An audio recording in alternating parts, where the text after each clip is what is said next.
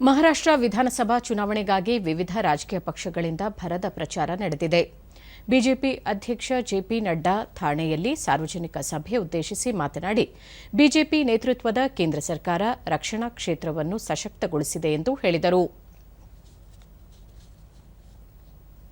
ಮತ್ತೋರ್ವ ಹಿರಿಯ ಧುರೀಣ ಕೇಂದ್ರ ಗೃಹ ಸಚಿವ ಅಮಿತ್ ಶಾ ಕಾಂಗ್ರೆಸ್ ಹಿಮಾಚಲ ಪ್ರದೇಶ, ಕರ್ನಾಟಕ ಮತ್ತು ತೆಲಂಗಾಣಗಳಲ್ಲಿ ನೀಡಿದ ಭರವಸೆಗಳನ್ನು ಈಡೇರಿಸುವಲ್ಲಿ ವಿಫಲವಾಗಿದೆ ಎಂದು ಆರೋಪಿಸಿದರು.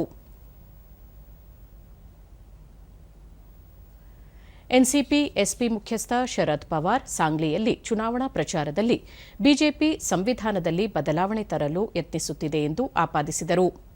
ಶಿವಸೇನಾ ಯುಬಿಟಿ ಮುಖ್ಯಸ್ಥ ಉದ್ದವ್ ಠಾಕ್ರೆ ಛತ್ರಪತಿ ಸಂಭಾಜಿನಗರದಲ್ಲಿ ಪ್ರಚಾರ ಭಾಷಣ ಮಾಡಿ ತಮ್ಮ ಮೈತ್ರಿಕೂಟ ಅಧಿಕಾರಕ್ಕೆ ಬಂದರೆ ಸೋಯಾಬೀನ್ಗೆ ನೀಡುವ ಕನಿಷ್ಠ ಬೆಂಬಲ ಬೆಲೆಯನ್ನು ಹೆಚ್ಚಿಸುವುದಾಗಿ ಹೇಳಿದರು.